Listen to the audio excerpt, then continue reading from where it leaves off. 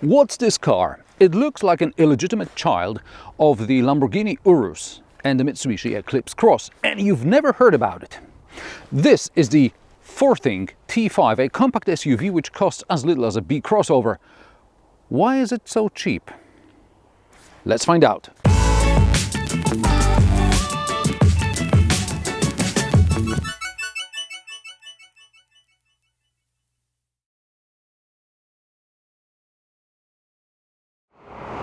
I also recorded a comparison of the Forthing T5 and the new Volkswagen Tiguan. Channel members get to watch this video early and without ads.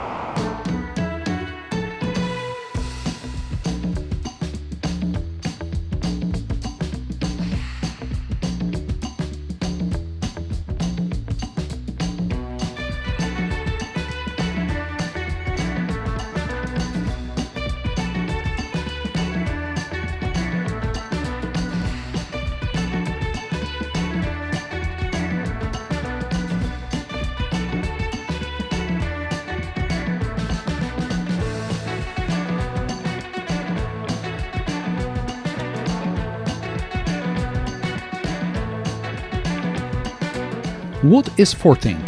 The brand belongs to Dongfeng, one of China's top car makers. In 2023, Dongfeng produced 3.5 million vehicles under various brands. In China, it manufactures cars for Kia, Nissan and Stellantis. Its own brands include DFSK, Ailos, I'm sorry, I don't know how to read that, Voya or Ceres, and a couple of other brands that I don't recognize the logos of. And so we arrive at Forthing, which was founded in 2001 as Fenghing. I hope I'm pronouncing it correctly. In 2024, the brand plans to sell over 100,000 units, and here in Poland we initially get the T5 crossover and the U-Tour minivan. In terms of dimensions, Forthing T5 plays in the same league as the KIA Sportage, Renault Austral, Toyota RAV4 or Volkswagen Tiguan. It's also slightly smaller than the Beijing 5. The design is striking, for better or worse. If the Beijing 5 or VW Tiguan are too vanilla for you and the Cupra Formentor and the Tiguan are too expensive, then the Forthing T5 could be what you're looking for. There's a lot going on in the front. The bonnet has a sharp point like the Lamborghini Urus. There's also a crest with some cat-like animal. Just under the bonnet are the day running lights. Lower down is a dark grille, part of which is fake carbon and part piano black. More red accents at the bottom, and on the sides are vertical headlight clusters. They're emphasized on the side by chrome lines. As I said, there's a lot going on. While the front end is interesting, the profile is from the book The Crossover Anthology 2007-2024. Nothing to see here. Let's go to the rear. Whoa! The main feature in the rear is the light bar running across the entire width of the car. The bumper has some dark plastic element in it, under which there is more red and two double exhaust tips. They are functional, though unnecessary, as you'll find out as soon as you start driving.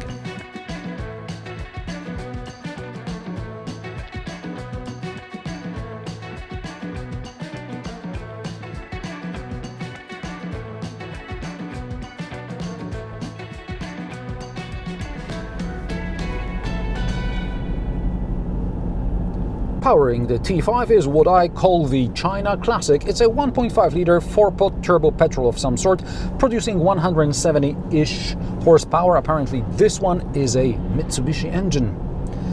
Despite not having start and stop system, it somehow complies with Euro 6 regulations. While the manufacturer doesn't provide official fuel economy figures, some sources quote 6.6 litres per 100 kilometers.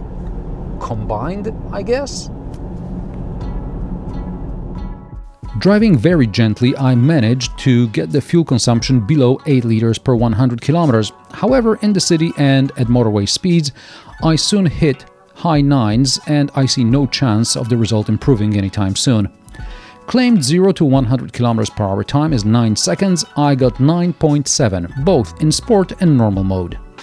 Soundproofing isn't great, and that's especially true at motorway speeds when I really had to turn the volume up to listen to music or podcasts. I also don't understand how some Chinese brands managed to obtain European homologation for cars which clearly do not have any of the mandatory safety features, such as traffic sign recognition, lane keeping assist, autonomous emergency braking. I suspect some clients will be more than happy to turn to Chinese brands exactly for this reason. However, without these systems, I can feel exactly how vague the steering is. The T5 goes in the general direction I pointed in, kinda, sort of, but I have to keep correcting the line. And in the corners, it turns out the front may look like an Urus, but the T5 runs wide. It's more show than go. So maybe the 14 T5 is better suited for the city, in the sense that there are no fast corners and you don't realize how poor the soundproofing is. Yes. In the city you only notice how bad the 7-speed DCT is. It may be made by Magna, but clearly to a price point. So, a fast 3-point turn is a no. Quick kick down upon acceleration? Nope. Slowing down and then speeding up again? No, not really. The gearbox feels as if the cogs are corresponding using retired carrier pigeons with dementia. Visibility is terrible. Wing mirrors and A-pillars converge to create blind spots big enough to conceal cars. Rear visibility is average, but the rear view mirror with day and night function is of some cheap sort, and in day mode I see ghost reflections both of the rear seats and through the panoramic roof. But there is more. The screens on the dashboard are reflected in the windscreen at night and during the day. It's as if the car was designed with old-school analog instruments in mind, and then someone added screens without considering the implications.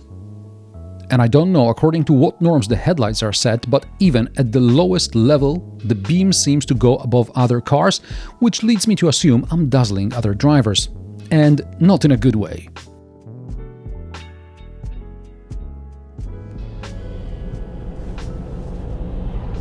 On the plus side, the suspension evens out bumps well, and problems with visibility can be partially overcome with a 360 camera, which comes on automatically below 35 km/h when you turn on the indicator. This feature can be disabled, but it will require some detective work and perhaps linguistic skills, because the menu logic and the quality of translation leave a lot to be desired.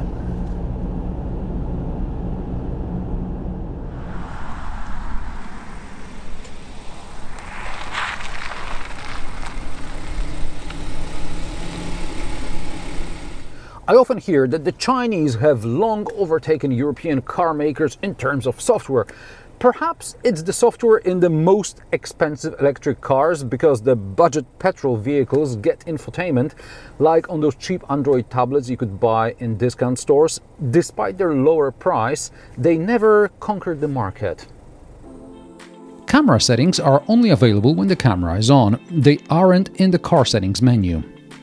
There is no sat-nav, so the central display is mainly for settings, as long as you understand what the Chinese to English translator meant.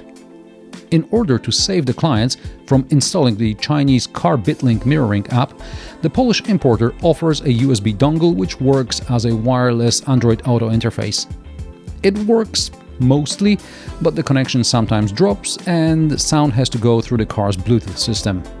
And the voice quality over Bluetooth is subpar. The infotainment system doesn't do much, but it's slow anyway. It can take a couple of seconds for the system to react to temperature change or volume input. By the way, there are physical volume buttons on the steering wheel. And how else can you control the volume? Well, there is an unmarked pull-down menu on the screen. I think the Forting infotainment system is best summed up with this ingenious and simple solution. It's a factory attachment point for those air vent mounted phone cradles and things. As far as I'm concerned, all car makers should copy this and bring back physical AC controls while they're at it. The driver's display focuses on the tire pressure. This is the most prominent readout, and I couldn't find a way to change what's displayed in the middle. I'm not saying there is no way to change it, but the logic of the Chinese software developers exceeded my perception. Other than that, there is nothing really surprising here. There are large door pockets, small storage on the center console with a USB-A port, a cubby under the console with another USB-A port and a 12-volt outlet, cup holders, deep and air-cooled storage under the armrest, and a huge glove box. The seats are okay in the sense that I didn't get a backache after a couple of hours driving. They are electrically adjustable, but there is no seat memory function, and they offer virtually no lateral support. Did I mention the plastics stink to the point that it irritates my throat? Also worth mentioning is that the doors cover the sills, so you won't get your trousers dirty getting in and out. In the back there is good legroom and headroom. The floor is flat. There's an AC vent and another USB-A port. There are pockets in the backs of the front seats and some hooks. The front passenger seat can be controlled from the rear, and there is a side pocket in the driver's seat, just right for a small bottle of hand sanitizer. There's an armrest with cup holders. The door pockets are large. There is no ski hatch, and the backrest angle is not adjustable. Also, the rear seat doesn't slide. According to the specification, the 14 T5 has 480 liters boot capacity in 5-seat configuration and almost 1500 with the seats folded in the back. The backrest splits 60-40. Realistically, 480 liters could be achieved without the mini spare. What you see here is about 400 liters. The cargo cover doesn't fit under the false floor. There are no shopping bag hooks or even anchor points to secure the luggage. What you see is what you get. I don't know how Forthing is going to approach Western Europe. In Poland, we already have 20 dealers and there are plans for more in 2025. The importer also claims to have secured a parts depot to facilitate fast service and repairs. Forthing T5 costs just above 30,000 euro in Poland, plus around 1,200 euro for the paint. I've seen it offered for about the same price in Italy and Germany. Is it available in your market? After several positive encounters with Chinese cars, I'm disappointed with the Forthing T5. It reminded me why a few years ago we laughed at Chinese automotive industry. This is a knockoff, and compared to other better Chinese cars, it's not even particularly cheap. And what do you think about Forthing and other Chinese brands? What Chinese cars are available in your market? Let me know in the comment section below. If you like my sarcastic, down-to-earth and possibly mildly amusing car reviews, join me every Friday at 3 p.m. Central European Time, and don't forget to subscribe and like this video as it helps me with the YouTube algorithm. Thanks for watching, and I will see you in the next one.